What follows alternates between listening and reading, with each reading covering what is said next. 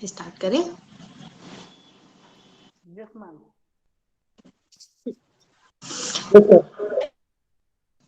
अब पिछले कई लेक्चर से हम लोग contemporary art, art marketing, artist, folk art और उन स्थान विशेष की कलाओं की चर्चा करते आ रहे हैं जो राष्ट्रीय और अंतरराष्ट्रीय स्तर पर अपनी पहचान बना चुकी हैं और भारतीय अर्थव्यवस्था में अपना महत्वपूर्ण योगदान दे रही हैं। चाहे वो महाराष्ट्र की वारली हो, बिहार की मधुबनी हो, राजस्थान की फड़ हो या टैटू कला हो,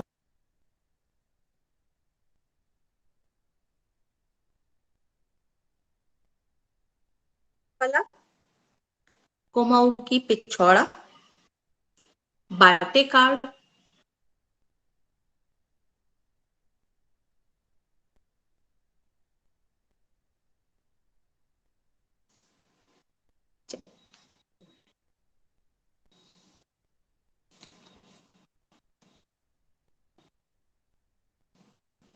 पिथौरा कला देखे पहले। पिथौरा लोक कला वह कला है जिसमें सबसे अधिक जो चित्रण किया जाता है वो मिलता है घोड़ों का। पिथौरा लोक कला को एक प्रकार की इस ऐसी चित्रकला कहा जाता है जो मध्य प्रदेश के पिथौरा क्षेत्र से जिसका उद्गम हुआ था। इसके विकास में भील जनजातियों के लोगों का उल्लेखनीय योगदान है। इस कला में पारंपरिक रंगों का प्रयोग किया जाता है। घरों की दीवारों पर ये चित्रकारी की जाती है, परंतु वर्तमान समय में ये कागज और कैनवस और कपड़ों पर भी की जाने लगी है। यह चित्रकला बड़ौदा से 90 किलोमीटर दूरी पर तेजगढ़, जो कि मध्य गुजरात का क्षेत्र है, जिसमें राठवा, भीड़ और नायक जनजाति के लोग हैं, उनके द्वारा ये कला की जाती है। इनके अतिरिक्त बड़ौदा जिले के तेजगढ़ और छोटा नागपुर तालुका के आसपास भी पिथौरा चित्रकला घरों की भीतरी दीवारों पर वहां रहने वाले जो जनजातीय लोग हैं उनके घरों में देखी जा सकती है। जनजातीय लोगों के घरों में इस कला का विशेष महत्व है। उनका मानना है कि इस चित्रकला को घरों की दीवारों पर चित्रित करने से घर में शांति, खुशहाली व सौहार्द का विकास होता है। पिथौरा चित्रकला का चित्रण राठवा जनजाति के लोग ही सबसे अधिक करते हैं तथा अत्यंत ही साधारण स्तर के किंतु धार्मिक लोग होते हैं। इसलिए पिथौरा बाबा अति विशिष्ट और इसमें पूजनीय होते हैं। वे लोग देखें तथा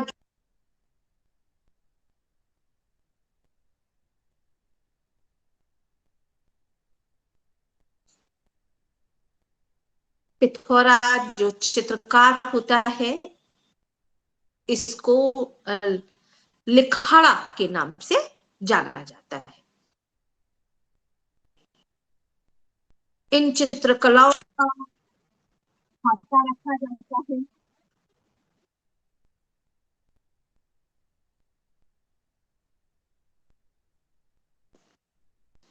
इनका जो है खाता रखा जाता है। उन्हें जो खाता रखते हैं इसका उन्हें झोकरा कहा जाता है। सर्वोच्च पद पर आसीन जो पुजारी धार्मिक अनुष्ठान करवाता है उसे बड़वा या अध्यक्ष पुजारी कहा जाता है। सामान्यतः ये लखाड़ा जो होते हैं वो किसान ही होते हैं।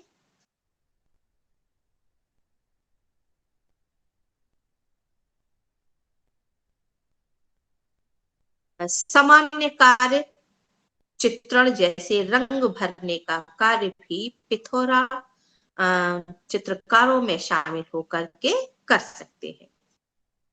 महिलाएं इस कार्य के लिए निषेध है, यानी महिलाएं इस चित्रण कार्य को नहीं करती हैं। इस मत में कोई जो है साक्ष्य नहीं मिला है, क्योंकि पिथौरा कला को आज जीवित रखने का भारी जो श्रेय है वो कलाकार हैं जिनका नाम है भारी बाई और सीमा फतिया, इन दोनों को जाता है। सामाजिक महत्व पिथौरा चित्रकला धार्मिक अनुष्ठानों में अधिक प्रभावित रहती है। इस जनजाति के धार्मिक अनुष्ठानों का आयोजन ईश्वर को धन्यवाद स्वरूप या किसी इच्छा की पूर्ति के बाद जो है धन्यवाद ज्ञापन हेतु इसका आयोजन किया जाता है, जब किसी इच्छा की पूर्ति होती है। इस प्रक्रिया में बड़वा या शीर्ष पुजारी जो भी होते हैं इनके, उन्हीं को आमंत्रित किया जा सकता है, जो उनकी समस्याओं का निराकरण इस अनुष्ठान के द्वारा करवाते हैं। ये समस्याएं चाहे पशु, गाय, घोड़ा, बैल, हाथी, तोता आदि की प्राकृतिक मृत्यु हो या घर में किसी बच्चे की बीमारी से संबंधित कोई समस्या हो, जिसका समाधान जो है बड़वा पुजारी इन चित्रों के लेखन द्वारा करता है। पिथौरा बाबा की उपस्थिति को ही सब समस्याओं का एकमात्र समाधान माना जाता है। पिथौरा चित्रकला सदैव घर के प्रवेश द्वार, जो कि मेन एंट्रेंस होती है, के प्रथम कक्ष के सामने की दीवार या उसकी भीतरी दीवारों पर की जाती है। इन दीवारों को विभिन्न आकृतियों द्वारा पूरी तरीके से चित्रित कर दिया जाता है। पिथौरा की तकनीक की बात करें तो रंग बनाने से लेकर उसकी पृष्ठभूमि तक उसको बहुत मेहनत से बनाया जाता है। उसके रंग बनाने के लिए रंगीन पाउडर को दूध और महुआ का प्रयोग किया जाता है, जो महुआ के दिव्य वृक्ष से तैयार की जाती है, तथा फूलों द्वारा जो रस निकाला जाता है उसके साथ साथ उसकी जो महुआ है उससे शायद शराब भी बनाई जाती है, और उसके फूलों का यहाँ प्रयोग किया जाता है। इसके बीजों द्वारा जो तेल निकलता है उसका तेल भी निकाला जाता है, किंतु आज कल चूंकि कपड़ों के रंग जो फैब्रिक कलर हैं स्थानीय दुकानों पर उपलब्ध रहते हैं, उनका प्रयोग आजकल किया जा रहा है। चित्रण हेतु पीले, नारंगी, हरे, नीले, सिंदूरी और लाल, आसमानी, काला रंग प्रयोग किया जाता है। जो इसके लिए ब्रश बनाए जाते हैं उसके लिए बेत या टहनी के किनारों को दातुन की तरह कूटा जाता है। ये तो थे पहले वाले, लेकिन आज के समय में जो चित्रकार है वो मार्केट में मिलने वाले जो आधुनिक ब्रशेस हैं उनका उपयोग कर रहा है। चित्रण हेतु सामने की दीवार और बगल की दोनों दीवारों को तैयार किया जाता है। सामने की दीवार के साथ वाली दीवारों से लगभग 2 गुनी इन दीवारों को पहले गाय के गोबर से 2 बार लीपा जाता है। इसके ऊपर सफेद जो है पाउडर जो चौक का होता है उसे लगाया जाता है, उसकी एक सतह तैयार की जाती है। इस प्रक्रिया को जो है लीपन क्रिया कहा जाता है।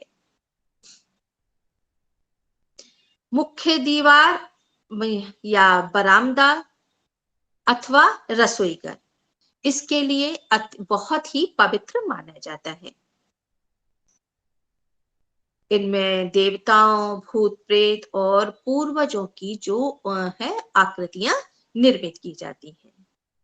लखाड़ा जब चित्रकारी करता है तो बड़वा व उसके साथी जो है पारंपरिक गीतों को गाते हैं, जो है वाद्य यंत्र बजाते हैं। पिथौरा चित्रकला में अधिकतर चित्रण इनके द्वारा किए जाने वाले धार्मिक अनुष्ठान के समय किया जाता है, यानी एक तरफ पूजन चल रहा है और दूसरी तरफ उसमें चित्र बनाया जाता है। इसमें बीच में एक छोटा आयतकार बनाया जाता है जिसमें नारंगी बिंदु उंगलियों के द्वारा बनाए जाते हैं, जिसे टीपना कहते हैं। यह धार्मिक अनुष्ठान जब अंत होता है इस अनुष्ठान का चित्रकला के पूर्ण होने पर, इसमें टीपना के बगल में पिथौरा बाबा और जो उनकी पत्नी है पिथौरी जो है उनका चित्र बनाया जाता है। और सबसे ऊपर जो है सूर्य, चंद्रमा, पशुओं के चित्र बनाए जाते हैं इसमें।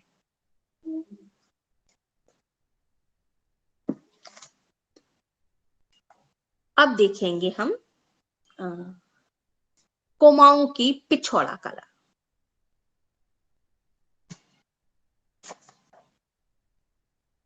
भारत में उत्तरांचल राज्य के अस्तित्व में आने से पूर्व यह भाग उत्तराखंड के नाम से जाना जाता था। तमाम कश्मकश के पश्चात 9 नवंबर 2000 को ये भूभाग उत्तर प्रदेश से अलग होकर के उत्तरांचल के अस्तित्व में आया। तब इसके अंतर्गत 13 जिले और 2 मंडलों को मिलाकर एक प्रशासनिक ढांचा तैयार हुआ। इन 2 मंडलों में एक है कुमाऊं और दूसरा है गढ़वाल।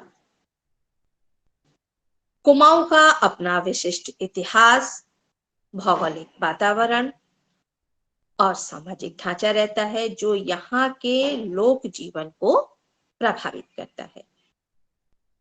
अपनी संस्कृति और परंपराओं के लिए प्रसिद्ध कुमाऊं की अपनी पहचान है।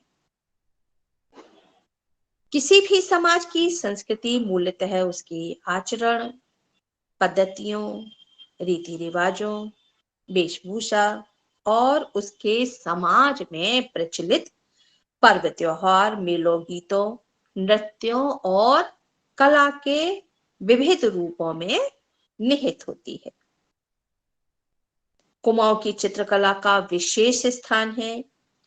यहाँ के धार्मिक पर्वों, उत्सव, अनुष्ठानों और संस्कारों में जो कि किसी न किसी रूप में मुखरित होती ही रहती है।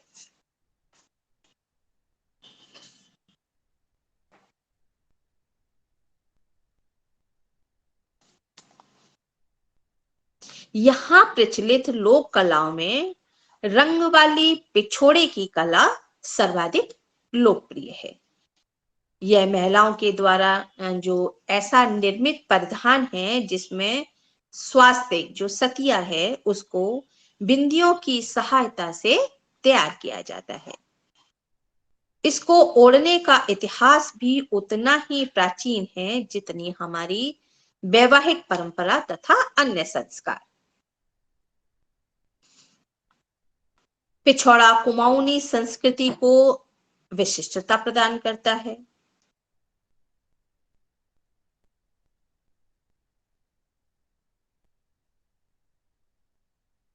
भी प्रकार का व्रत हो, पूजन हो, संस्कार हो, बिना पिछौड़े के संपन्न नहीं होता।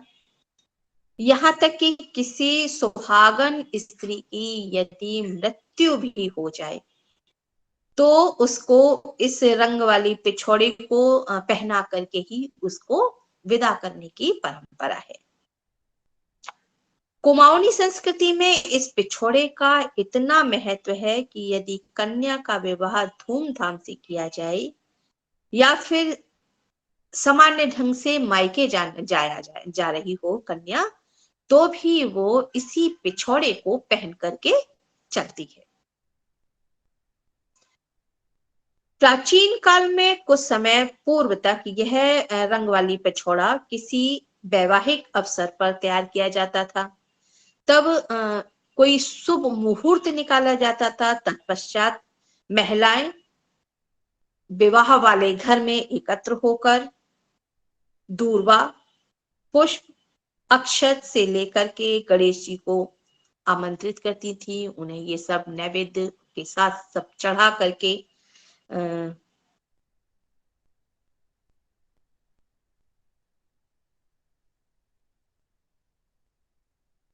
वर्तमान समय की व्यस्तता ने भले ही आज इस परंपरा को विलुप्त कर दिया है, तथापि ये सत्य है कि कुमाऊं भी आज भी कुमाऊं में कोई भी वर्ग हो, चाहे मध्यम वर्ग हो, उच्च वर्ग हो अथवा निम्न वर्ग, पिछोड़ा देने की परंपरा जो है अनिवार्य रूप से चलती रहती है। अंतर केवल इतना रहता है कि आज ये विवाह वाले घर में ही तैयार हो ऐसा आवश्यक नहीं है, बल्कि रोजगार के रूप में इसमें पारंगत महिलाएं जो है इसे अपने घर में बना करके बाजार तक ले जा करके बेचती है। लोग पैसा दे करके किसी भी दुकान से इसे आसानी से खरीद सकते हैं। इस प्रकार रंग वाली पिछोड़े की एक विशेषता ये भी है कि रोजगार के साधन के रूप में इसने यहाँ की महिलाओं को स्वावलंबी बनाया है तथा उनकी आर्थिक स्थिति जो है सुदृढ़ की है।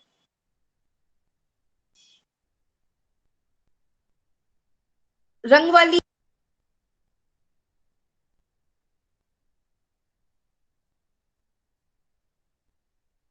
और 3-4 अंगुल जो कपड़ा है उसमें लेस लगा करके पल्ला बनाते थे। बसंती पीले रंग में 5 मिनट भिगो करके इसको सख्ती से निचोड़ करके समतल भूमि पर या कंबल के ऊपर रख करके सुखाया जाता। फिर इसके ऊपर गुलाबी रंग के मिश्रण से पहले बीचों बीच स्वास्तिक बनाया जाता, जिसके अंदर चारों कोनों पर शंख, घंटी, फूल और सूर्य को बनाया जाता। इस स्वास्तिक के चारों ओर छोटी छोटी बिंदियां, जिन्हें टुपके कहते हैं, रखे जाते। इसके किनारों में इसी रंग से हिमालय के आकार की तिरछी तिकोनी रेखाएं दी जाती। इसको सुखा करके इसकी सुंदरता बढ़ाने के लिए जगह जगह गोटे और किरण लगाए जाते। रंगों में बताशा, जो मीठा प्रसाद के स्वरूप चढ़ाया जाता है, वो बताशा भी मिलाया जाता। स्वास्तिक व किनारे पर तैयार करने के लिए सिक्के को कपड़े में लपेटा जाता, फिर उस कपड़े की सहायता से बिंदु बनाए जाते और उन बिंदुओं की सहायता से जो है स्वास्तिक बनाया जाता।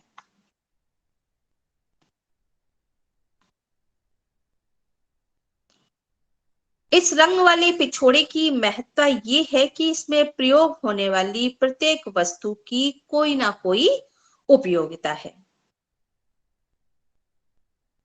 उदाहरण के लिए इस पिछोड़े को जिस सफेद कपड़े में बनाया जाता है वह श्वेत रंग स्वच्छता, पवित्रता, तेज, अबोधपन, सत्य के साथ साथ सक्रिय, उत्तेजक और प्रकाश युक्त माना जाता है।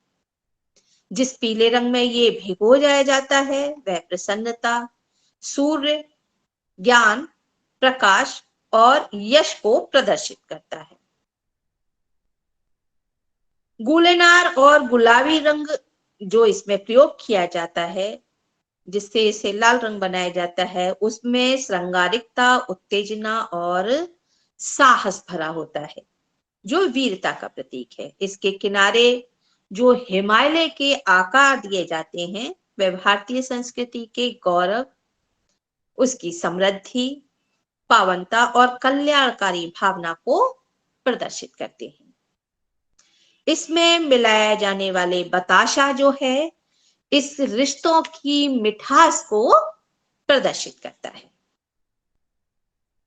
इसके बीचों बीच में निर्मित स्वास्तिक हिंदू धर्म का ही नहीं बल्कि जैन धर्म का भी प्रतीक है, जिसका संबंध तंत्र विद्या से होता है, जिसका प्रयोग तांत्रिक तंत्र विद्या में किया करते हैं। ये शुभ चिन्ह कुमाऊनी समाज की धर्मपरायणता व समाज के प्रति उसकी निष्ठा को व्यक्त करता है। स्वास्तिक के अंदर चारों खानों में शंख, घंटी, पुष्प, सूर्य इसकी ईश्वरीय आस्था और जड़ प्रकृति से संबंध को व्यक्त करता है। सूर्य हमें ऊर्जा देता है, प्रकाश के माध्यम से हमारे जीवन में ज्ञान का संचार होता है। पुष्प अपनी सुगंध देता है और कोमलता को और सुंदरता को हमारे जीवन को है ये सब मनमोहक बनाते हैं। शंख एवं घंटी अपनी ध्वनि के माध्यम से देवताओं का आह्वान करती हैं। कहा जाता है कि शंख बजने से शरीर में फेफड़ों का व्यायाम होता है, जो स्वस्थता की दृष्टि से, स्वास्थ्य की दृष्टि से महत्वपूर्ण है। अतः स्पष्ट है कि उत्तरांचल में कुमाऊं की यह रंग वाली पिछोड़ा कला अति विशिष्ट है। यह लोक चित्रकला का वह रूप है जो धार्मिक भावनाओं से पोषित है, ईश्वरीय आराधना के लिए समर्पित है। यह हमारी संस्कृति की द्योतक एवं परंपराओं की रक्षक है, जो एक पीढ़ी से दूसरी पीढ़ी तक हस्तांतरित होती रहती है। इसको निर्मित करने की प्रक्रिया व पहनने की अनिवार्यता संबंधों को मधुर बनाती है, समाज में एक नियम की स्थापना करती है। बदलते परिवेश के कारण इसकी निर्माण प्रक्रिया में भी परिवर्तन आया है। जहां पहले पीले रंग के लिए हल्दी का प्रयोग किया जाता था, अब वहां बाजार में मिलने वाले रंगों का प्रयोग किया जाता है। जो पिछोड़ाएं पहले हाथ से किसी शादी के अवसर पर बनाई जाती थी, वो अब पिछोड़ाएं मशीन के द्वारा बनाई जा रही हैं। आज पिछोड़ाएं अंतरराष्ट्रीय मार्केट तक अपनी पहचान बना चुकी है।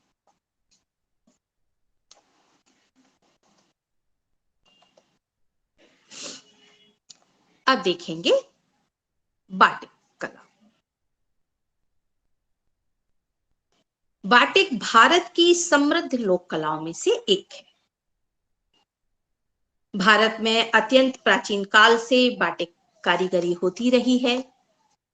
आज दुनिया के अनेक देशों में, मध्य पूर्व, मिस्र, टर्की, चीन, जापान, पश्चिमी अफ्रीका में इस कला को अपनाया जा रहा है।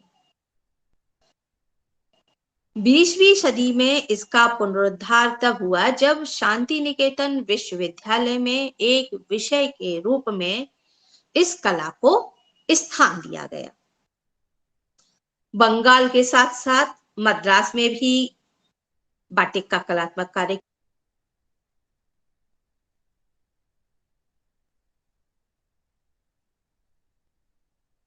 कला में अल्पनाओं को निरूपित किया जाता है और मद्रास की बाटिक कला में अमूर्त चित्रांकन महत्वपूर्ण स्थान रखता है।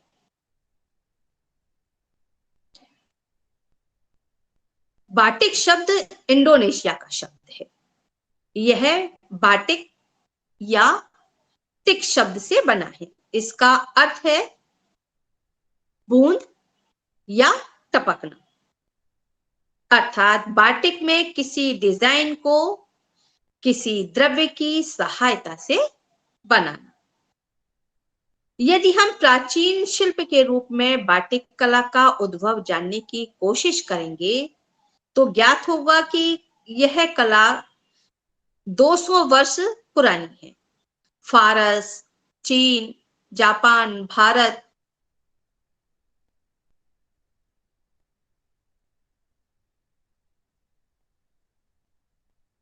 जावा में जो राज दरबार की स्त्रियां थी, बाटिक कला का उनके लिए बाटिक कला मनोरंजन का साधन थी। सामाजिक समारोहों में मनुष्य बाटिक वस्त्रों का प्रयोग किया करते थे। बड़ा ही गौरव का विषय माना जाता था अगर वो बाटिक के कपड़े पहनते थे। उस समय अधिकतर डिजाइन पशु पक्षियों, फल फूल, पत्तियां, मछली, तितली, इनमें इन्हीं कलात्मक स्वरूपों का चित्रण किया जाता था। लेकिन धीरे धीरे इन डिजाइनों में अंतर आता गया। अंतरराष्ट्रीय व्यापार की उन्नति से इंडोनेशिया की इस कला का प्रचार धीरे धीरे देश से दूसरे देशों में होने लगा। बाटिक कला में जो विशेष सामग्री उपयोग की जाती है वह है मोम। रंगने की जो विधि है वो एक विशेष प्रकार की है। मोम और रंग के लिए अलग अलग वस्तुओं की आवश्यकता होती है। इसमें stove, tracing paper, carbon paper, flat brush और जो गोल ब्रश, राउंड ब्रश है वो, प्रेस, पुराने समाचार पत्र, ड्राइंग बोर्ड, एल्युमिनियम की चम्मच, प्याली, चौड़ा टब, रबर के दस्ताने, नमक, कास्टिक सोडा, रीठे का सत, रंग, यूरिया लकड़ी का फ्रेम और तार। कपड़ा जो है बाटिक कला का मुख्य अंग है। बाटिक छपाई के लिए मलमल, पॉपलिन, सूती कपड़ा, लिलन, सिल्क आदि का प्रयोग किया जाता है। छपाई से पहले चाहे वो किसी भी प्रकार का कपड़ा हो, सभी को धोना अनिवार्य है।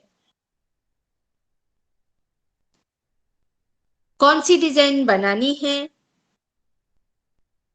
वो कपड़े पर या तो आप डायरेक्ट उसकी स्केच कीजिए या फिर हमें ट्रेसिंग करनी है।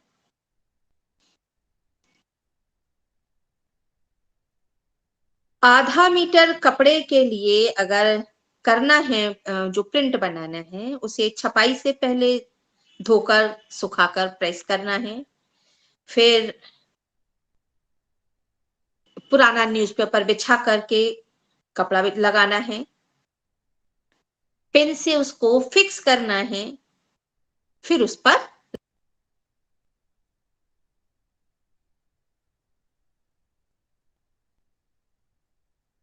भी मार्केट में उपलब्ध है जिसके नीचे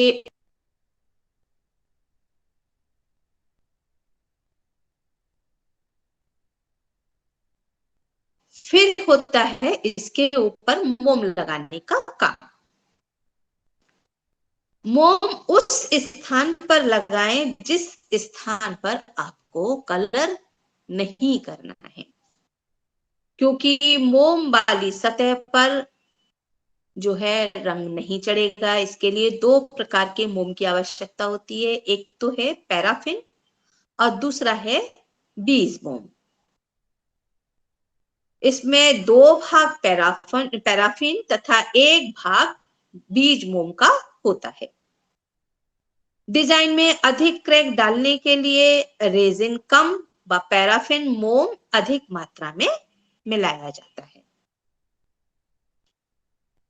कपड़े पर मोम लगाने से पहले मोम ना तो बहुत अधिक गर्म हो और ना ही बहुत अधिक ठंडा। अगर ठंडा है तो वो कपड़े को पार नहीं कर पाएगा और वो ऊपरी सतह के ऊपर ही जमा रह जाएगा। जब हम उसको कलर में डिप करेंगे तो वो सारा कलर में हो जाएगा। इसलिए बहुत या तो बहुत अधिक गर्म होगा तो कलर जो कपड़े के ऊपर लगाया वो स्प्रेड कर जाएगा। तो ना बहुत गर्म हो और ना ही बहुत अधिक ठंडा।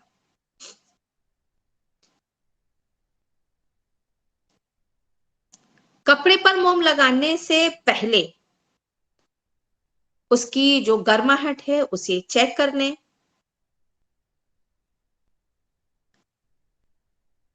एक तवे के ऊपर गर्म रेत रखें। वैसे इसके लिए मार्केट में अब जो है स्टोव आने लगे हैं खास तरह के, जहां पर टेम्परेचर कंट्रोल करके उसके मोम को पिघलाया जाता है। लेकिन पहले जो है अगर हम डायरेक्ट किसी आग के ऊपर इसके मोम को गर्म कर देते तो आग लगने का खतरा होता था। तो पहले जो है कढ़ाई के अंदर या तवे के अंदर रेत को बहुत अधिक गर्म कर लिया जाता था और उसके ऊपर जिस बर्तन में हमें मोम को गर्म करना है उस गर्म रेत के ऊपर रखते थे। वहां उस रेत में आग लगने का खतरा जो है नहीं रहता था।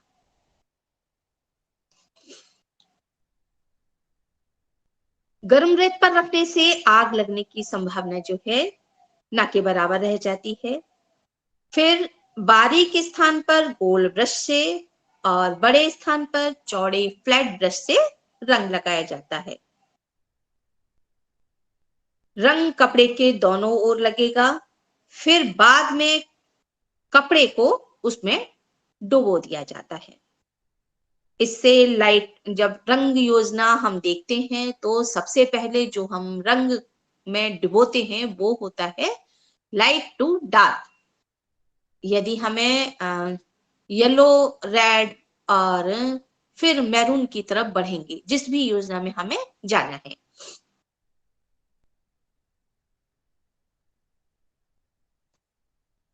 1 मीटर कपड़े के लिए यदि हम रंगों का अनुपात देखें तो वो होता है 5 ग्राम रंग, यूरिया जो है 15 ग्राम,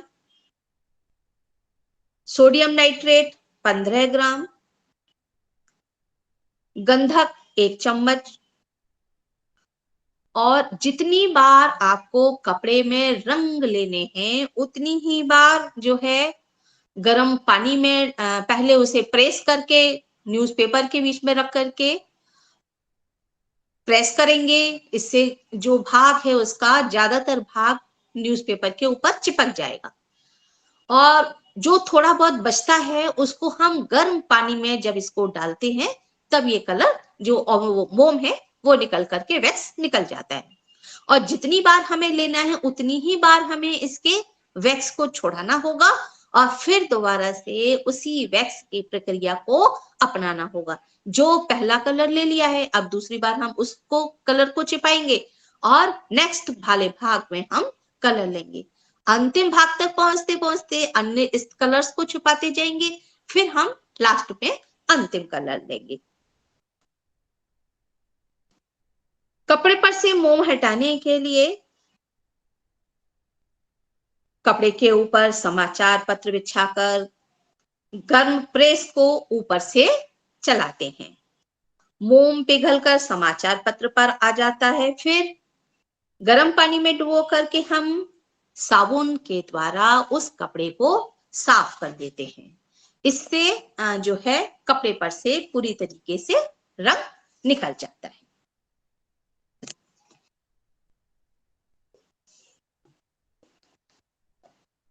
अब देखेंगे हम गुजरात की पटोला।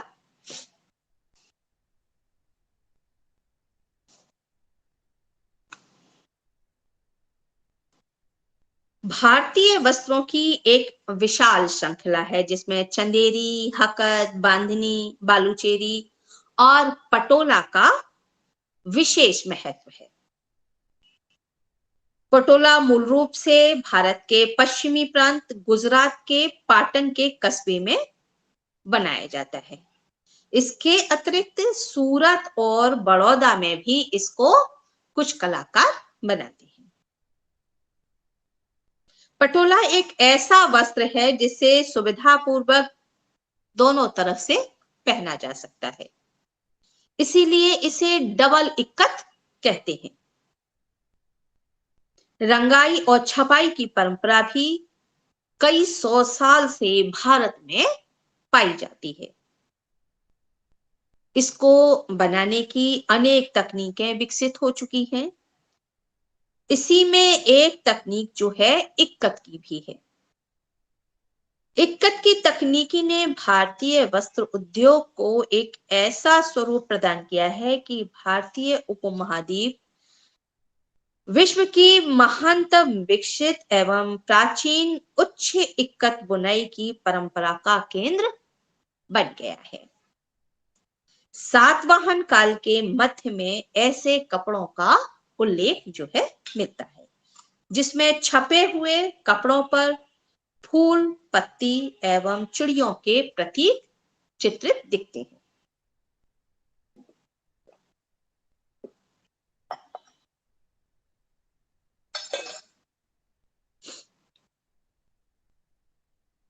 कुषाण काल में चौकड़ी, खड़ी पट्टी, त्रिकोण के प्रतीक छापे जाते थे।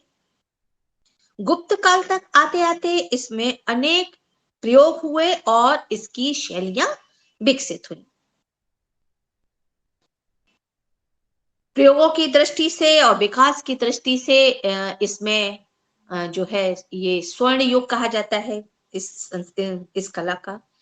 इस काल के वस्त्रों के अलंकरण के प्रमाण अजंता की गुफाओं में भी पाए जाते हैं। भारत में इक्कत वस्त्र के उत्पादन के सबसे प्रारंभिक साक्ष्य हमें अजंता की भित्ति चित्रों में देखने को मिलते हैं, जो 5वीं से 7वीं शताब्दी तक की है। यहाँ ताना इक्कत नमूने जो तीर के सिरे और धारीदार पट्टियों के रूप में दिखाई देते हैं, इसे स्त्री और पुरुष दोनों पहना करते थे। पटोला शब्द संस्कृत के पट्ट से बना है। संस्कृत साहित्य में पट्ट का प्रयोग जो है, पट्ट का जो अर्थ है वो रेशम में लिया गया है। महाभारत में कौशेय और पत्रोण के अतिरिक्त सभा पर्व में वहलीक और चीन के कपड़ों में कीटस पट्ट का उल्लेख मिलता है। राष्ट्रकूट राजा कृष्ण तृतीय के लिए 959 में लिखी गई यशस्टिलक चंपू में कपड़ों की सूची में पटोला शब्द जो है प्रयोग किया गया है। मध्ययुग में अवधि और बाद के हिंदी साहित्य में इसमें पटौर शब्द पटोला के लिए प्रयुक्त किया गया है। संभवतः पटौर का पश्चिमी भारत में पटोला और बाद में पटोलू या पटोला हो गया। प्रारंभ में पटोला शब्द गुजरात में सभी प्रकार के रेशमी वस्त्रों के लिए ही प्रयुक्त किया जाता रहा होगा, परंतु बाद में इक्कत पद्धति से तैयार साड़ियां गुजरात की विशेषता बन गई। इस प्रकार ये जो है पटोला शब्द इन साड़ियों के लिए ही नियत हो गया। 12वीं शताब्दी में सोलंकी राजवंश के कुमार पाल ने दक्षिणी महाराष्ट्र के जालना से पटोला बुनने वाले 700 परिवारों को ले जाकर के पाटन में बसाया था। ये परिवार तब से वहीं बस गए और इन्होंने ही पाटन कला को पटोला कला को अनवरत रूप से जारी रखा। वर्तमान में जो है अनेक परिवार ने इस कला को छोड़ा, लेकिन अभी भी अनेक परिवार जो है इसी कला को कर रहे हैं। पटोला रेशमी और सूती अलंकरण युक्त वे वस्त्र हैं जिनके ताने और बाने दोनों को बुनने से पूर्व क्रमशः तागों में बांधकर एवं खोलकर विविध रंगों में रंगा जाता है।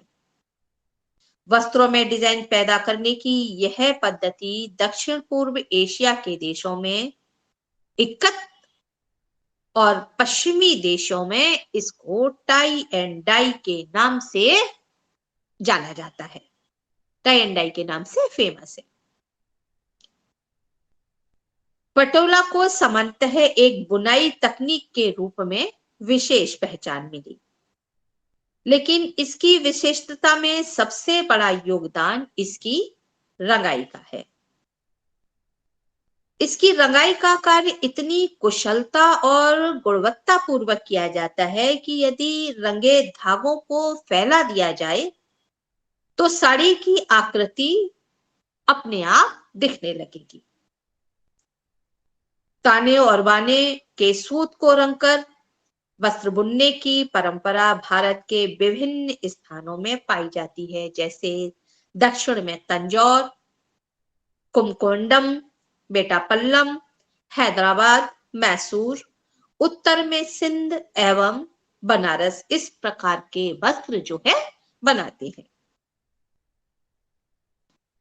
ताने बाने दोनों के सूत इक्कत पद्धति से रंग करके वस्त्र बनाने के लिए भारत में मुख्य रूप से गुजरात, उड़ीसा और आंध्र प्रदेश का विशिष्ट स्थान है। इसमें गुजरात के पाटन का पटोला सर्वाधिक श्रेष्ठ है।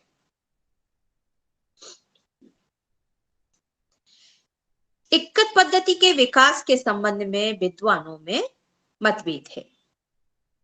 गुलाटी पहले बैफ्ट इक्कत का विकास मानते हैं, उसके बाद बार इक्कत और इसके बाद जो है डबल इक्कत का विकास मानते हैं। यानी पहले बैफ्ट इक्कत, उसके बाद बार इक्कत और सबसे बाद में डबल इक्कत का विकास मानते हैं। मंदसौर से प्राप्त 5वीं सदी के शिलालेखों से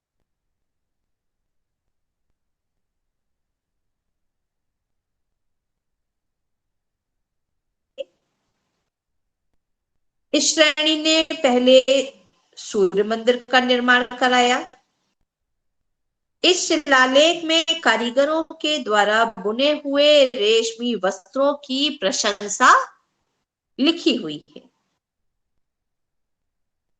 डॉक्टर मोतीचंद्र के अनुसार इस शिलालेख में प्रदर्शित रेशमी वस्त्र संभवतः पटोला ही है। अजंता के भित्ति चित्रों में भी कुछ आकृतियों में वस्त्रों से इकहरे इक्कत का जो है आभास मिलता है। मध्य एशिया से प्राप्त कुछ अजंता शैली के में भी जो आकृतियां हैं इसी तरीके से वस्त्र पहने हुए लोग दिखते हैं। 14वीं से 17वीं शताब्दी के गुजराती साहित्य में पटोला के अनेकों स्थानों पर उल्लेख मिलते हैं। अनेक जगह पर इन शताब्दियों में उल्लेख किया गया है, जो इसकी लोकप्रियता को प्रदर्शित करता है। इसके लिए पटौल, पटोलू, पटेली जैसे शब्दों का प्रयोग किया गया है। कपड़ा कौतूहल, नीमक पटोली और कान्हड़े प्रबंध, पचरंगी पटोला इन नामों का जगह जगह पर प्रयोग है। आज भी गुजरात में विवाह के अवसर पर मामा के द्वारा कन्या को पटोला वस्त्र, पटोला साड़ी दी जाने की परंपरा है। विवाह उत्सव में सम्मिलित होने वाली स्त्रियों के लिए भी पटोला पहनने की परंपरा है, परंतु पटोला साड़ी अत्यंत महंगी होने के कारण आज समृद्ध परिवारों की विशिष्ट पहचान बन गई है। इसका वर्णन जो है ट्रेवेनियर के यात्रा वृतांत में भी मिलता है। वे लिखते हैं कि पटोला रंग बिरंगी फूलों से युक्त भातदार मुलायम रेशमी वस्त्र होते हैं जो अहमदाबाद में बनाए जाते हैं। इनका मूल्य 8 रुपए से 40 रुपए तक होता है। डच कंपनी को इस व्यापार ने बहुत लाभ दिया है, अतः कंपनी के किसी भी सदस्य को इसका निजी व्यापार करने की अनुमति नहीं है। फिलीपींस, बोर्नियो, जावा, सुमात्रा और अन्य पड़ोसी देशों में ये उस समय भी निर्यात की जाती थी। ब्रिटिश ईस्ट इंडिया कंपनी के विवरणों में भी इस कला का जो है प्रमाण मिलते हैं। इस कला के दक्षिण पूर्वी एशिया के देशों में गुजराती पटोला की उस समय भी बहुत मांग थी। इन देशों में सामान्यतः इसका प्रयोग कमरबंद या पटके के रूप में किया जाता था। गुजरात में पाटण पटोला बुनने का सबसे प्रमुख केंद्र है। मानसोल्लास में अन्हिलवाड़ जो आधुनिक पाटन है, जिसको मॉडर्न पाटन के नाम से जाना जाता है, का उल्लेख वस्त्र उद्योग के मुख्य केंद्रों के रूप में किया गया है। इस उल्लेख से इस बात की पुष्टि तो हो जाती है कि 11वीं शताब्दी के आसपास पाटन में पटोला उद्योग जो है, ये जो लोक कला थी, वो एक विस्तृत उद्योग का रूप ले चुकी थी। आर.एन. मेहता जी का मानना है कि पटोला जो कला है, वस्त्र बुनने की ये कला जो है राजस्थान से गुजरात आई थी। अपने इस मत की पुष्टि के लिए वे गुजरात और उड़ीसा में प्रचलित अनुश्रुतियों का प्रश्रय लेते हैं। गुजरात की अनुश्रुति के अनुसार पाटन से रेशम वस्त्र बुनकर दक्षिण के विभिन्न स्थानों में जो बुनकर थे वो बस गए थे। उड़ीसा की जनश्रुति के अनुसार उड़ीसा में इक्कत शैली के वस्त्र बुनने वाले भुलिया जाति के लोग थे, जो 14वीं शताब्दी में उत्तर प्रदेश से यहां आकर के बसे थे।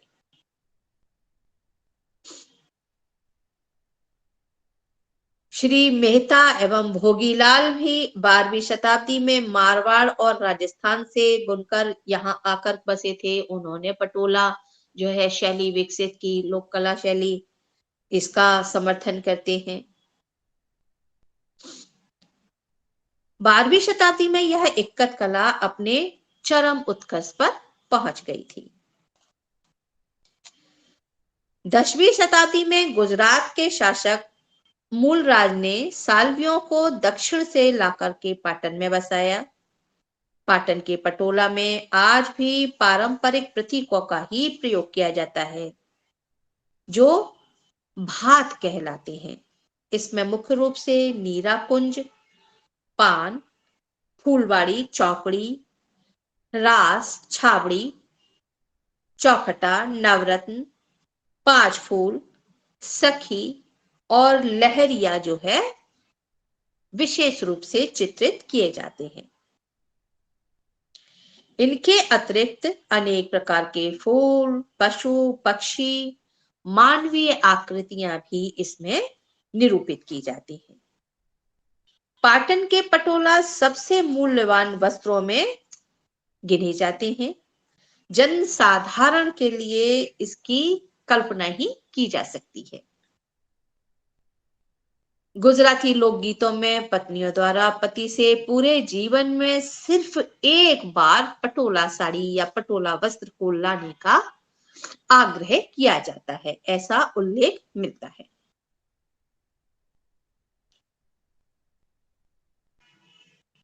सभी लोगों को पटोला साड़ियां बहुत ही आकर्षित करती हैं और आज जो है वस्त्र उद्योग में अगर सबसे महंगे वस्त्रों में देखा जाए तो पटोला वस्त्र का उल्लेख मिलता है।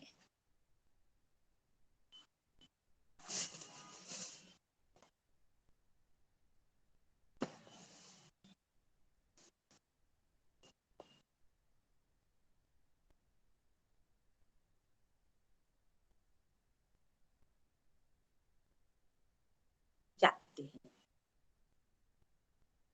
बांधनी कला किसी न किसी रूप में पूरे विश्व में पाई जाती है, किंतु इसका जन्म स्थान भारत ही है। वह भी मुख्य रूप से राजस्थान और गुजरात को इसका जन्म स्थान कहा जा सकता है। इसका संबंध मोहनजोदड़ो में प्राप्त रंगीन वस्त्रों से भी माना जाता है। हमारे देश में बांधनी वस्त्र के प्रयोग के प्रमाण अजंता की गुफा में अंकित आकृतियों में दिखाई देते हैं। कन्नौज के राजा हर्ष के महाकवि बाण थे। हर्ष चरित्र में भी बांधनी कला का उल्लेख मिलता है। भारत वस्त्रों के इतिहास में बांधनी के विषय में लगातार साक्ष्य मिलते रहे हैं। 12वीं शताब्दी के आगे जैन पांडुलिपियों में भी अनेक चित्रों में, जो लोक चित्र थे, उनमें बांधनी वाले बुनकी वाले वस्त्र जो है जगह जगह पर देखे जाते हैं। त्रिबूंदी डिजाइन उस समय गुजरात में भी बहुत अधिक प्रचलित थे।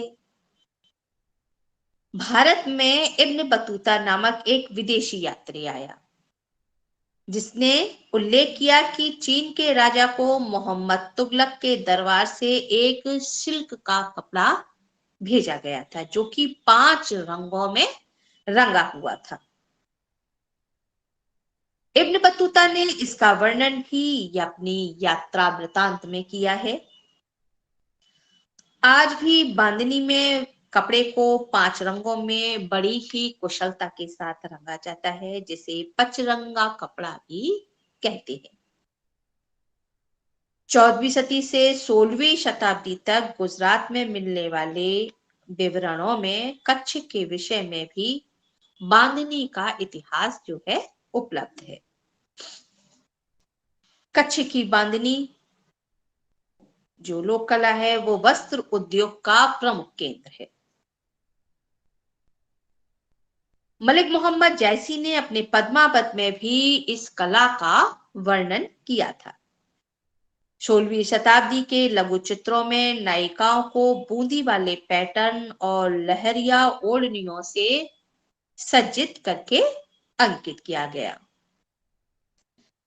राजपूत मुगल राजाओं को लहरिया डिजाइन की रंगीन पगड़ियों में अंकित किया गया, जो बंधेज के साक्ष्य जो है प्रस्तुत करती है। यही नहीं, ब्रिटिश ईस्ट इंडिया कंपनी ने जब हमारे देश के व्यापार पर अपना प्रभुत्व जमाया और बांधनी के सिल्क स्कार्फ और विदेशी टुकड़ों को ले गए, अनेक ब्रिटिश अधिकारी उन लहरिया कपड़ों को धारण करते हुए दिखाई देते हैं। ये बांधनी जो लोक कला है वो अत्यंत प्राचीन है और भारत के इतिहास में अपना महत्वपूर्ण स्थान रखती है। बांधनी का अर्थ है गांठ लगाना। कपड़े पर किसी ब्लॉक, सिक्का, दाल, चावल, बाजरा इत्यादि लगा करके छोटी से छोटी और कितनी बड़ी आपको जो है गांठ लगानी है, कितने कलर लेने, उस हिसाब से उसकी डिजाइन के हिसाब से उसके अंदर जो है ये दाल और चावल बांधने का कार्य, सिक्के बांधने का कार्य किया जाता है। इसमें किसी जो है विशेष उपकरणों की आवश्यकता नहीं होती। धागा, कपड़ा, भगोना, रंग इन्हीं के द्वारा इस लोक कला को किया जाता रहा है। रंगे हुए कपड़ों की जो गांठें हैं अंत में खोली जाती हैं, जिससे हम कपड़े को बांधते हैं, और जब वो कपड़ा सूखता है तब सुंदर उनकी गांठों को खोला जाता है, तब सुंदर सुंदर डिजाइन दिखती है। इसी कला को हम बंधेज, बंदेश या बांधनी के नाम से जानते हैं। बांधने की जो तकनीक है बहुत सरल है। इसमें कपड़े को धागे से कसकर बांधते हैं। जिस जगह बांधते हैं उस जगह रंग नहीं चढ़ता। भारतीय हस्तकला में बांधनी का महत्वपूर्ण स्थान है। बांधनी के चमकदार रंग हर किसी को अपनी ओर आकर्षित करती हैं। साड़ी, ब्लाउज, दुपट्टा, सलवार, कमीज, चादर, बच्चों के कपड़े, मेजपोश, कुशन कवर। कहने का तात्पर्य ये है कि बांधनी के माध्यम से हम किसी भी प्रकार के वस्त्रों को रंग सकते हैं। बांधनी करने के लिए हम कई प्रकार के कपड़ों का प्रयोग करते हैं, जैसे सूती, कैमरिक, पॉपलिन, लिलन, खादी, मलमल, सिल्क इत्यादि। बांधनी में रंगने के लिए टेरिकॉट, नायलॉन, अन्य चिकने सिंथेटिक कपड़ों का प्रयोग नहीं करना चाहिए, क्योंकि उस पर ना तो रंग चढ़ेगा और ना ही वो रंग को सोखने की क्षमता रखते हैं। बांधनी के लिए जब कलर करते हैं उससे पहले कपड़े को धो लिया जाता है, जिससे कि कपड़े पर लगा हुआ स्टार्च पूरी तरीके से निकल जाए। इसके पश्चात कपड़े को प्रेस किया जाता है। कपड़े के सूखने के पश्चात उस पर चित्रण कार्य किया जाता है।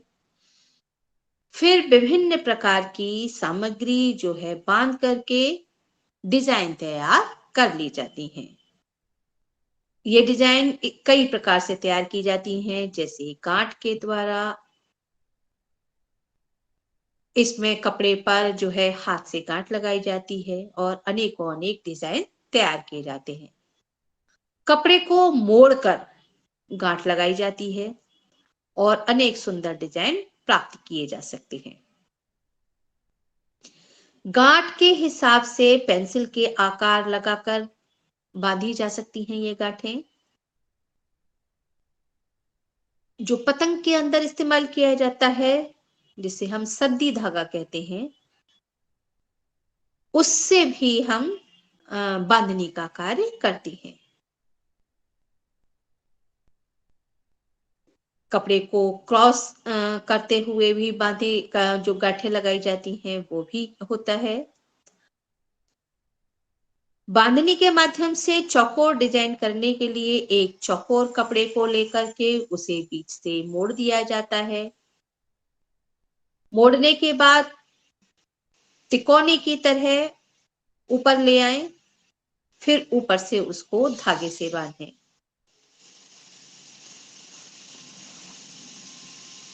गोलाकार रखने के लिए कपड़े पर मोती, चने, कंचे, सुपारी जैसी कोई भी गोल वस्तुएं रख करके उसको धागे से बांध दिया जाता है, जिससे गोल डिजाइन प्राप्त होती है। बारीक जो है चना, मोटा चना, विभिन्न प्रकार की दाल, सिक्का, चवन्नी, इसी प्रकार की गोल चीजें उसके अंदर बांधी जा सकती हैं। कपड़े को चौकोर, लहरिया, धारीदार, लंबाई, चौड़ाई में, आड़ी तिरछी रेखाओं में भी कपड़े को एक साथ एकत्र कर धागे के द्वारा बांधा जाता है।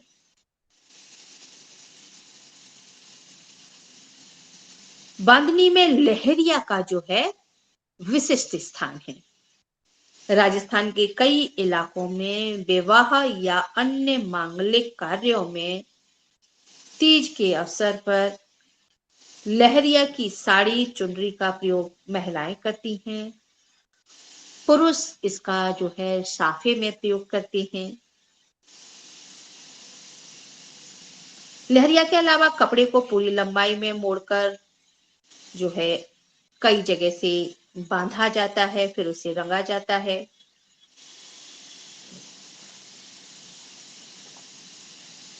बांधनी के चटकीले रंगों में आकर्षण का अपार गुण होता है। यह उसके रंग ही जो है, जो चमकीले रंग ही है जो उस कपड़े की जान होते हैं। बांधने की जो रंगाई है वो दो प्रकार से होती है। पहली है ठंडी विधि और दूसरी है गर्म विधि।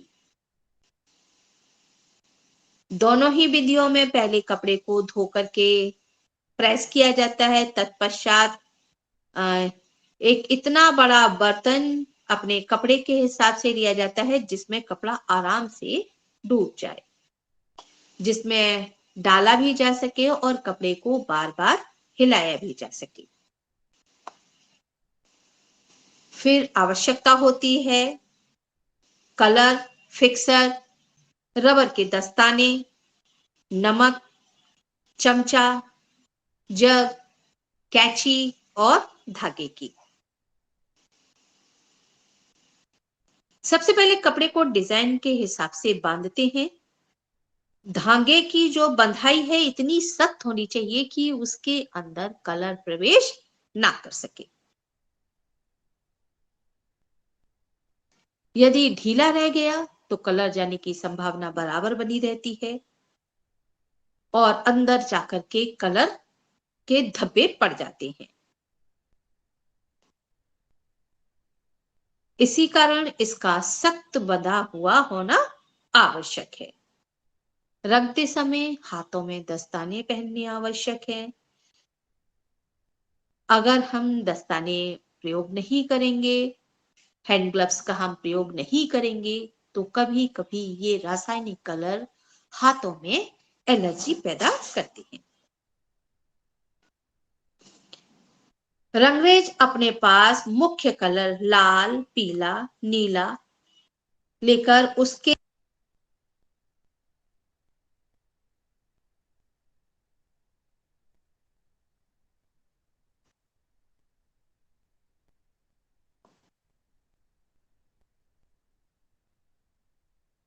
ब्रेंथ्रॉल रंग जो होते हैं वो दो प्रकार से बनते हैं। इसमें एक तो होता है बेस रंग और दूसरा होता है सॉल्ट। अगर 1 मीटर कपड़ा रंगना है तो इसमें 5 ग्राम रंग और 10 ग्राम उससे जितना रंग होगा उससे ठीक दुगनी मात्रा में सॉल्ट की आवश्यकता पड़ती है। इंडिगो रंग जो होते हैं इसमें रंग के नाम में परिवर्तन नहीं होता। इसमें रंग का नाम वही होता है लाल, नीला, हरा, परंतु उसके आगे इंडिगो शब्द जोड़ना आवश्यक होता है, जैसे इंडिगो लाल, इंडिगो नीला, इंडिगो हरा।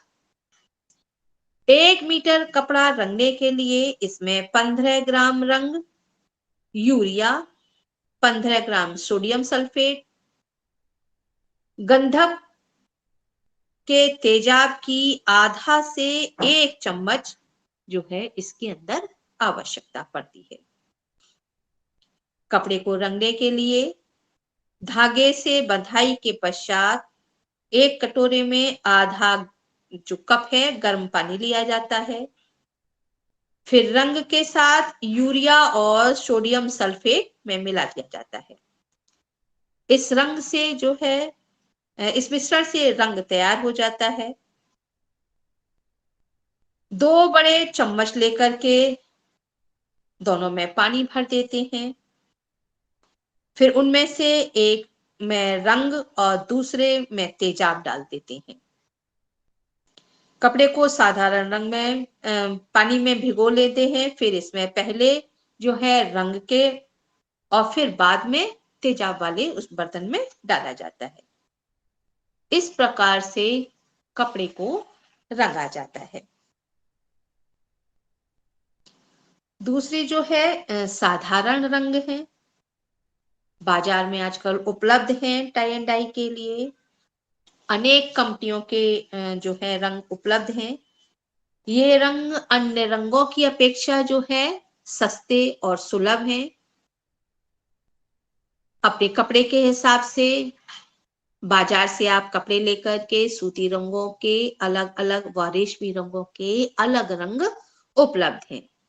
जिस भी प्रकार का कपड़ा रंगना होता है उस प्रकार के रंग बाजार से खरीदें और रंगाई के लिए 15 से 20 ग्राम तक रंगों के 1 मीटर के लिए इन 15 से 20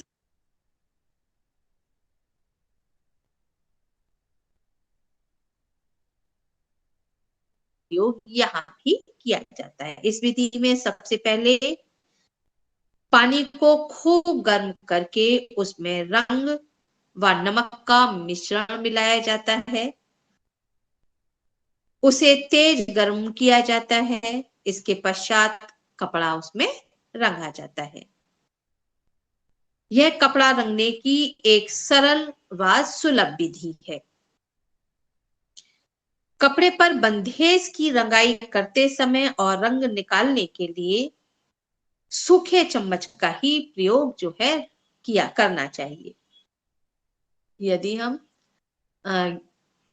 गीले चम्मच को अगर रंग में डाल करके रंग निकालेंगे तो वो जो है कलर जो है खराब हो जाएगा।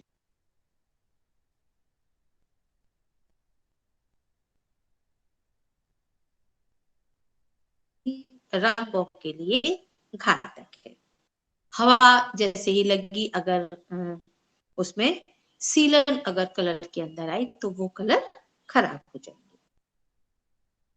पहले एक रंग की कटोरी में जो कटोरी है उसमें रंग को तैयार करना चाहिए, फिर उसे डालना चाहिए।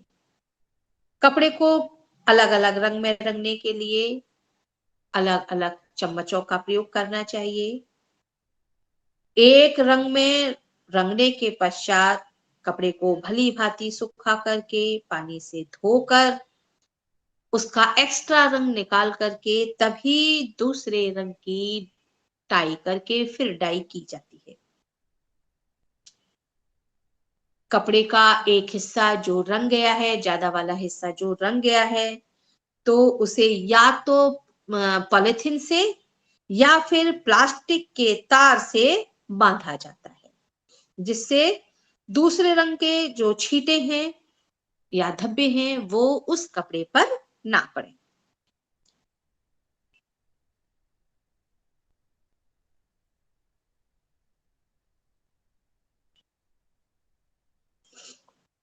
कपड़ों की रंगाई की विधाओं में बांधनी का एक अपना विशिष्ट महत्व है। बांधनी के वस्त्रों में अपूर्व सौंदर्य होता है। इनकी आकर्षक रंग योजनाएं जो हैं लोगों को बहुत प्रभावित करती हैं। यह एक प्राकृतिक लोक कला है। इसमें कोई भी भूमिका या रूपरेखा की आवश्यकता नहीं होती। इसे आज लघु उद्योग के रूप में और कुटीर उद्योग के रूप में आसानी से प्रारंभ किया जा सकता है। इसके लिए किसी मिल या फैक्ट्री की आवश्यकता नहीं होती। बांधनी के कार्य को सीखना भी कोई बहुत अधिक कठिन कार्य नहीं है। कोई अगर शिक्षित ना भी हो तो भी इस कार्य को बड़ी ही आसानी से सीख करके अपना जीविकोपार्जन के रूप में इस कला को अपनाया जा सकता है। आजकल टेक्सटाइल डिजाइनिंग में विशिष्ट स्थान इसको प्राप्त हो चुका है।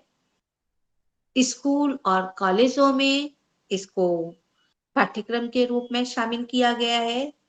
यही नहीं, यह कपड़ा बड़ी मात्रा में विदेशों को भी आज निर्यात किया जा रहा है। जिससे विदेशी आय की बढ़ोतरी होती है। हमारे देश में राजस्थान और गुजरात इसके प्रमुख केंद्र हैं। यहाँ इसका अच्छा व्यवसाय है, परंतु हमारे देश में ऐसी कलाओं को जानने वाले कलाकार जो हैं बहुत अच्छी स्थिति में आज नहीं। जिन वस्त्रों का विदेशों में इतना अधिक मूल्य है, परंतु भारत में उसका कलाकार अत्यंत गरीबी में अपना जीवन यापन कर रहा है।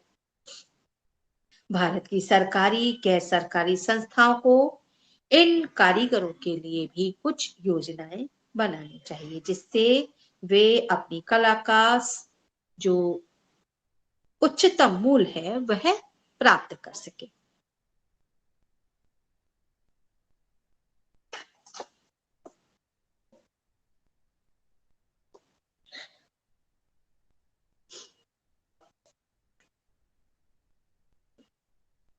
अब हम देखेंगे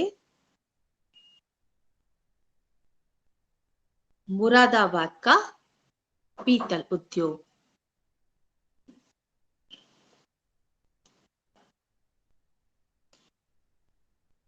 मुरादाबाद नगर में विविध भांति की जो धातुएं हैं, पीतल तांबे के बर्तन मुख्य रूप से जाने जाते हैं, जो अपने कलात्मक सौंदर्य के कारण विश्व विख्यात हैं।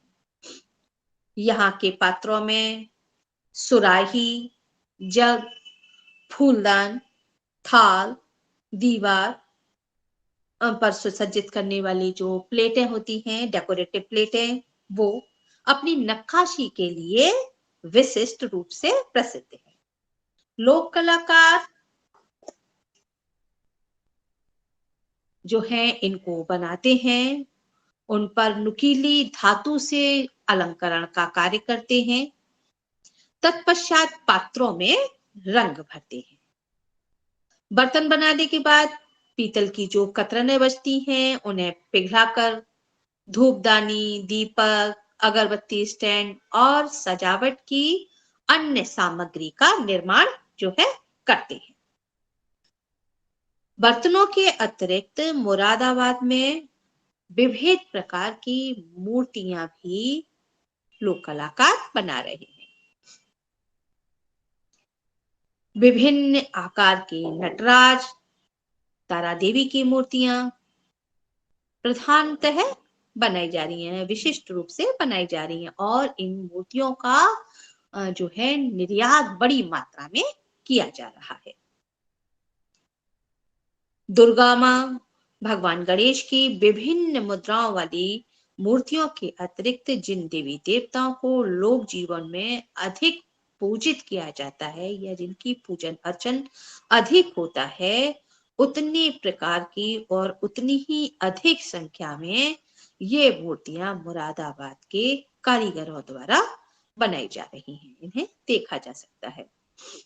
नवरात्र में माँ दुर्गा, शिवरात्रि पर भगवान शिव, शिवलिंग, शिव परिवार, दीपावली पर लक्ष्मी गणेश हनुमान जी, जन्माष्टमी पर श्री कृष्ण लड्डू गोपाल उनका पालना, राधा कृष्ण की विभिन्न मुद्राओं वाली मूर्तियां जो हैं बनाई जाती हैं। इनके साथ सतिया है, कलश है, शुभ प्रतीक हैं, जो मुरादाबाद के कलाकार समय की मांग के अनुसार, यानी जैसे जैसे पर्व और त्योहार पड़ रहे हैं उस हिसाब से इन कलाकृतियों का निर्माण करते हैं। सरस्वती मां, विष्णु भगवान, राम दरबार, मां काली, बुद्ध, महावीर आदि की अधिक मात्रा में मूर्तियों का निर्माण किया जाता है।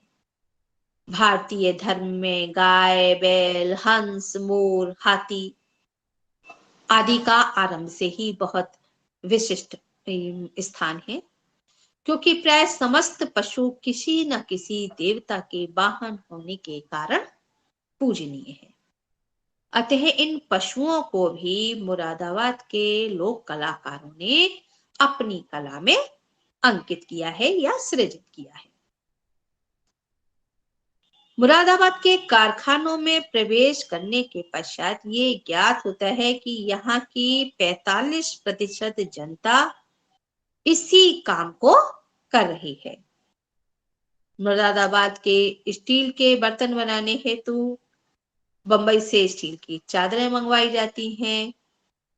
पीतल, स्टील, तांबे के घोड़े, हाथी, हिरन आदि भी यहाँ बनाई जाती हैं।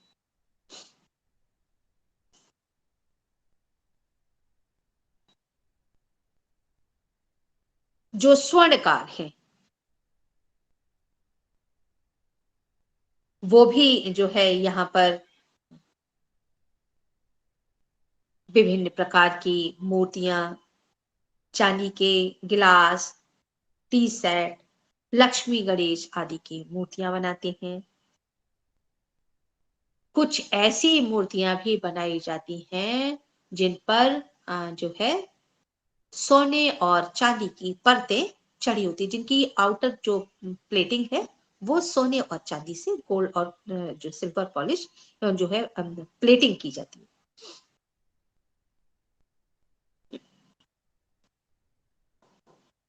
यहाँ पर जो सींग हस्तकला है उसका भी विशिष्ट स्थान है। देश विदेश में ये जो कला है अपना स्थान पा चुकी है। लोक कलाकार जो सींग से जो कंघी, कंगे और छोटे सामान बनाते हैं उन्हें यहाँ के जो छोटे कलाकार हैं उनके द्वारा इस काम को किया जाता है। 1960 में शासक के द्वारा एक ट्रेनिंग सेंटर जो है यहाँ पर खोला गया। जानवरों के जो सींग हैं उनसे उन्हें विशिष्ट प्रकार की मूर्तियां, आकृतियां बनाने की ट्रेनिंग दी गई। अनेक प्रकार के शोपीस, आभूषण, डिब्बे, button, cutlery, photo frame, necklace, चूड़ियां, पिन, बॉक्स, विभिन्न जानवरों एवं पक्षी की आकृतियों को या जो बुजुर्ग लोगों की जो छड़ी होती है उनकी मूठ को इस जो सींग है उसके द्वारा बनाना सिखाया गया। इसके जो प्रशिक्षण के लिए जो है त्रिवेंद्रम से आर्टिस्ट आए। उन्होंने यहाँ पर जो है सरायतरनरीन और त्रिवेंद्रम इन जगहों पर से यहाँ पर जो चित्रकार आए वो उनमें से कुछ कलाकार जो शिक्षक कलाकार थे वो यहाँ पर बस गए और उन्होंने एक बड़ी जनसंख्या को उसमें कला में शिक्षित किया।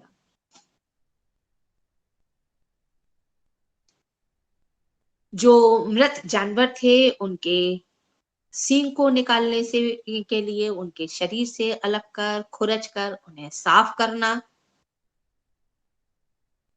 तत्पश्चात गर्म करके जो सींग हैं उन्हें सीधा कर किया जाता है। उसके पश्चात उन सींगों से कलात्मक आकृतियां जो है निर्मित की जाती हैं। इसमें जो है फ्लावर स्टैंड है, टेबल लैंप है, चूड़ी, कंगन उनके द्वारा बनाए जा रहे हैं।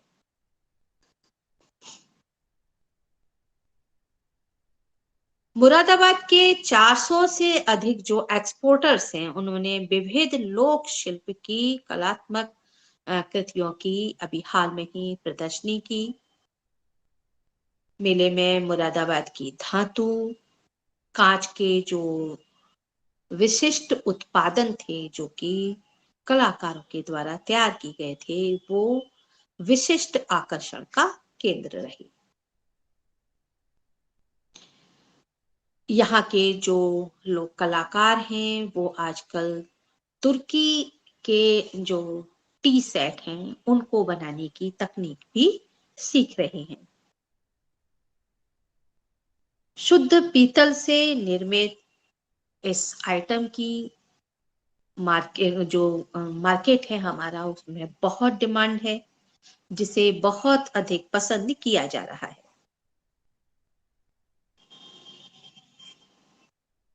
लांटेन और लैम्प जो है इनकी डिमांड हॉलैंड में बहुत ज्यादा है। जापानी जो लोग हैं वो यहाँ के पीतल जो उद्योग है, हस्तशिल्प है, जो लोक कलाएं हैं यहाँ की, उनको बहुत अधिक पसंद कर रहे हैं। जापान में मुरादाबाद के धातु मिश्रित जो हैंडीक्राफ्ट बनाए जा रहे हैं उनको भी बहुत अधिक पसंद किया जा रहा है। बिना मशीन छुए हैंडीक्राफ्ट उत्पादों की जापान में बहुत अधिक मांग है, जो मुरादाबाद हस्तशिल्प की विशिष्ट विशेषता है। अमेरिका के घरों में पीतल नगरी के हस्तशिल्पों का जलवा बिखर रहा है। मुरादाबाद में बने डेकोरेटिव आइटम्स की जो मांग है वो अमेरिका में निरंतर बढ़ती जा रही है। 10 इंच से लेकर के 70 इंच तक के कैंडल स्टैंड मुरादाबाद के हस्तशिल्प की विशिष्टता है। निकिल की फिनिशिंग वाले कैंडल स्टैंड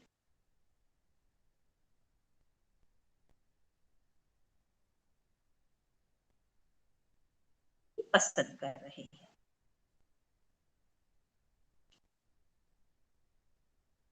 मुरादाबाद के हस्तशिल्प घरों की सुंदरता बढ़ाने के उद्देश्य से अमेरिका में आज घर घर प्रयोग किए जा रहे हैं।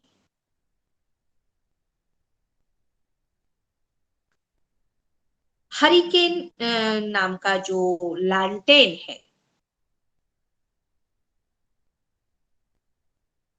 वो अपनी विशिष्टता रखता है और तूफानी हवाओं में भी इससे जो रोशनी है, जो अंदर इसके अंदर जो कैंडल जलती है उसकी रोशनी बुझ नहीं पाती। तो विदेशी लोग इसको अपने जब जहां खुले मैदान में बैठते हैं इसको हरिकेन लैंप को जला करके बैठते हैं। जब तेज हवाएं चलने का अनुमान घोषित कर दिया जाता है तब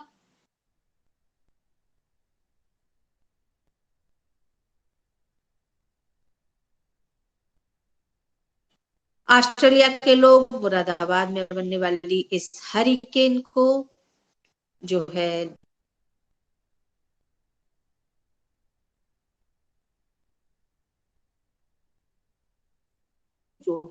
बहुत महंगी है। बिजली का बिल बहुत आता है। हरिकेन में एक मोमबत्ती जलती है और भोजन बगीचे में भोजन मोमबत्ती के प्रकाश में सभी लोग करते हैं। तो जर्मनी में हरिकेन जो है उनकी पहली पसंद बना हुआ है।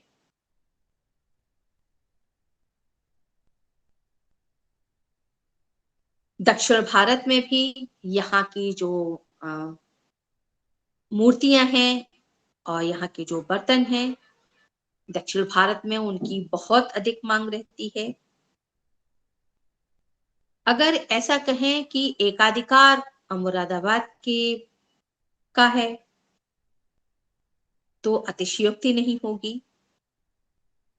यहाँ दूसरे प्रकार के दूसरे धातुओं से बर्तन तो बनते ही हैं, किंतु पीतल पर जो एकाधिकार है मुरादाबाद का वो आज भी कायम है। लोक कलाकार हस्तशिल्प करते समय अपने यश की चिंता किए बिना जो है कार्य करता है। उसमें कहीं भी उस कलाकार का नाम नहीं होता, परंतु पीतल नगरी के नाम से उसकी कृतियां विश्व विख्यात हो रही हैं। सर्वेक्षण की अवधि में लोक कला में अंतःकरण की प्रतिभा, कला भावना, कल्पना, सजग दृष्टि और रंगों की खुलकर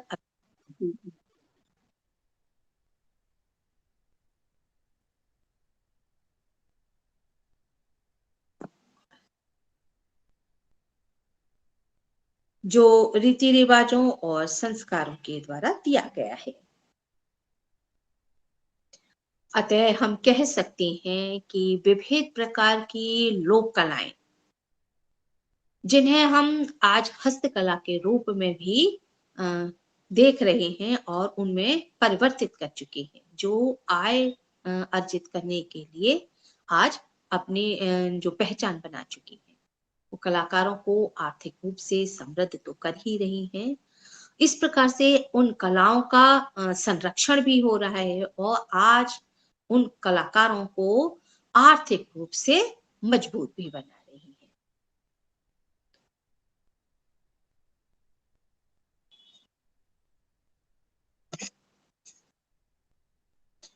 चलिए आज का लेक्चर हम यहीं पर खत्म कर रहे हैं। Thank you ma'am.